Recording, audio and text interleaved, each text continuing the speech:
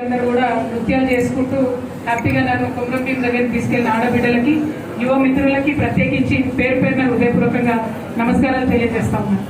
ఆసిఫాబాద్ జిల్లా అంటే చాలా తెలంగాణ రాకముందు ఎన్నడూ కూడా జిల్లా కేంద్రం అవుతుంది అనుకోలేదు. తెలంగాణ వచ్చిన తర్వాత జిల్లా కేంద్రంగా చేసుకున్నాం. మరి ఆసిఫాబాద్ జిల్లా ప్రత్యేకించి మనకు కొమరం భీం గారి యొక్క పోరాట పటిమను గుర్తు చేసేటటువంటి జిల్లా. మరి కొమరం భీం గారు ఆనాడు జల్ జంగల్ జమీన్ అని చెప్పి పోరాటం చేసి ఆదివాసీలకు తమ హక్కులను ఎట్లా ఉంటాయని పరిచయం చేసినటువంటి వ్యక్తి. హక్కుల కోసం పోరాడితే ఖచ్చితంగా మన రాజ్యం వస్తుందని చెప్పి మనందరికీ తెలియజేసినటువంటి వ్యక్తి. మరి కొమరం భీమన్న గారితో పాటు అనేక తెగలు, అనేక ఎస్టీ తెగలు ఇక్కడ ఉంటాయి. గోండ్లు ఎంత పెద్ద సంఖ్యలో ఉంటారో, నాయకపోడ్లు అట్లనే ఉంటారు, ప్రధానులు అట్లనే ఉంటారు. అట్లానే అనేక తెగలకు సంబంధించినటువంటి అద్భుతమైన గిరిజన సంస్కృతి మన ఆసిఫాబాద్ జిల్లాలో ఉంటుంది. మరి గిరిజనలో కలిసిపోయినటువంటి ఇతరులందరూ కూడా అంతే అమాయకంగా, అంతే అందంగా, అంతే ఉడంబడికతోని కలిసి పనిచేస్తున్నటువంటి జిల్లా ఆసిఫాబాద్ జిల్లా. మరి ఇక్కడ అనేక సమస్యలు ఉన్నాయని అన్నలందరూ చెప్పిండ్రు. సమస్యలు అంతటా ఉంటాయి, కానీ ఆ సమస్యలలో కూడా చిరునవ్వుతో ఉండేటటువంటి బిడ్డలు ఆసిఫాబాద్ జిల్లా బిడ్డలు.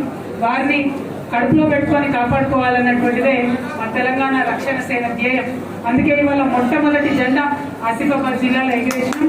మొట్టమొదటి కార్యాలయాన్ని కూడా వాంకిడి వినోద్ గారి ఆధ్వర్యంలో ప్రారంభించుకున్నాం. థ్యాంక్ యూ వినోద్ భాయ్. సారీ ఏమనుకో, మన కొంచెం కన్ఫ్యూజన్ అయింది. సరే, ఇవాళ ఆసిఫాబాద్లో ఎక్కడ చూసినా, ఇదివరకు కూడా నేను ఆసిఫాబాద్ పర్యటనకు వచ్చిన ప్రతి మండలానికి వెళ్ళినటువంటి సందర్భాన్ని మీరు చూసి, ప్రధానంగా వ్యవసాయం ఉన్నటువంటి జిల్లా. మరి ఇక్కడ అమాయకమైనటువంటి రైతులందరూ కూడా మాకు చెప్పినారు, ఇక్కడికి వచ్చేటప్పుడు ఏం కావాలి, మనం ఏం అడుగుతాం, ఏం కొట్లాడదాం అంటే ఒకటే ఒక మాట చెప్పారు. ఏదో యూరియాకి యాప్ అని పెట్టిండ్రు, అది ఎవ్వరికి అర్థమైతలేదు. ఎందుకు పెట్టిండ్రో పెట్టిన కాంగ్రెస్ లో కూడా అర్థమైతలేదు. మొదల యాప్ తీసేయాలి అని అడుగుతున్నారు.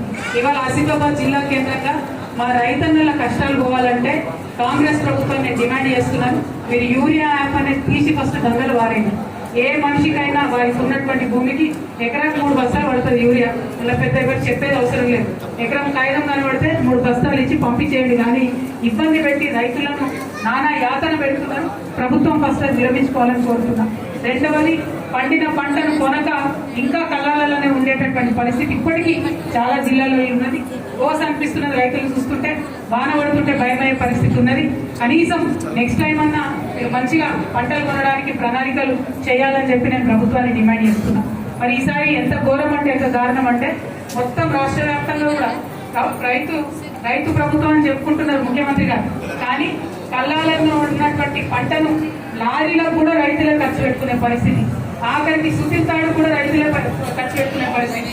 అన్ని వేస్తే మిల్లర్ల దగ్గర పోయినాక తరుగు పేరుతోని దాదాపు 1200 కోట్లు రైతుల దగ్గర కొట్టేసినటువంటి ఏకైక ప్రభుత్వం ఈ కాంగ్రెస్ ప్రభుత్వం, రేవంత్ రెడ్డి ప్రభుత్వం. మేము చాలా తీవ్రంగా బాధపడతా ఉన్నాం, ఈ వైఖరిని ఖండిస్తా ఉన్నాం. ఇంకొక మాట, మా ఆసిఫాబాద్ ప్రెస్ మిత్రులందరి పక్షాన ఆసిఫాబాద్ రైతన్నలందరూ కూడా నేను తెలియజేయాలనుకుంటున్నాను. ప్రభుత్వం ఇంకొక కొత్త కుట్రను తీసుకొచ్చింది. ఇప్పుడు అటు ఇటు ఉచిత కరెంట్ వస్తున్నది, ఏదో కొంత వ్యవసాయం ఎలా తీసుకుందాం మోటార్లతో అని అనుకుంటే సపరేట్ గా రైతు డిస్కామ్ అని పేరు పెడుతున్నారు. డిస్కామ్ పేరేమో రైతు అని పెట్టింది, కానీ అందులో మాత్రం రైతులకు లాభం అయ్యే పనేం లేదు. లాభాలు వచ్చేటివి, బిల్లులు వచ్చేటటువంటిదేమో 2 వేరే డిస్కామ్లు పెట్టింది. కానీ మొత్తం ఫ్రీ కరెంటును, ఫ్రీగా వాటర్ సప్లై ప్రాజెక్టులను, లిఫ్ట్ ఇరిగేషన్ ప్రాజెక్టులు అన్ని కలిపి రైతు డిస్కామ్ అని సపరేట్ గా పెట్టింది.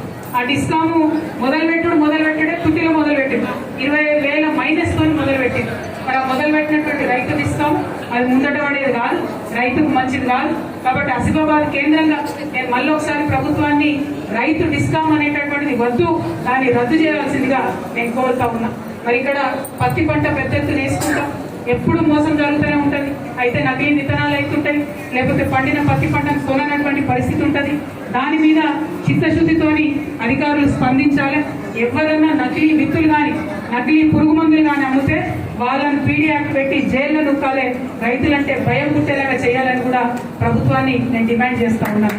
మరి అదేవిధంగా మనకు ఆదివాసీ బిడ్డలంటేనే పోడు వ్యవసాయం చేసుకునే వాళ్ళు. జర్ర వాన చినుకులు పడ్డాయంటే ఆసిఫాబాద్ నుంచి వార్తలు వస్తూనే ఉంటాయి. పోడు వేసుకోవడానికి గిరిజనులు అడవిలకు పోవడం, అధికారులు రావడం, పోలీసులు రావడం, ఘర్షణ జరగడం. ఈసారి కూడా మొట్టమొదటి వార్త ఆసిఫాబాద్ నుండే వచ్చింది. వాన చినుకు పడ్డదో లేదో పోడు కొట్టొద్దని చెప్పి వ్యతిరేకంగా పోతూ ఉంటారు. అంటే ఒక్క మాట ఇవాళ మనందరం కూడా ఆలోచన చేసుకోవాలి. కేవలం విమర్శ కాదు, ఇవాళ ఇంత టెక్నాలజీ వచ్చింది, ఒక ఫోన్లోనే ప్రపంచం అంతా మనకు కనబడుతుంది. ఈ ఫోన్ ద్వారానే, ఈ టెక్నాలజీ ద్వారానే ఒకవేళ పోయినసారి మీరు ఇచ్చినటువంటి పోడు పర్మిషన్ జియో మార్కింగ్ చేసుకోవచ్చు, జియో ట్యాగింగ్ చేసుకోవచ్చు. ఈసారి అంతకన్నా అధికంగా చేస్తే ఇబ్బంది పెట్టాలి. కానీ ప్రతి సంవత్సరం ప్రతి సీజన్కు పోడు వేసుకునేటటువంటి గిరిజనులు ఇబ్బంది పెట్టడం అనేది కరెక్ట్ కాదు. ఇప్పటికే ఫారెస్ట్ రైట్స్ యాక్ట్ అంతా కూడా గంగలు కలిపేసిండ్రు, గిరిజన కార్పొరేషన్ అంతా గంగలు కలిపేసిండ్రు. అడవిలోకి పోయి గిరిజనులు ఏదైనా తెచ్చుకుందామంటే అడవి మీద మీకే హక్కు లేదని చెప్పేటటువంటి పరిస్థితి అది వచ్చింది. కాబట్టి అది కంపల్సరీ తీసేయాలి. గిరిజన కార్పొరేషన్లో రిక్రూట్మెంట్ లేదు, దాన్ని రిక్రూట్మెంట్ చేసుకోండి.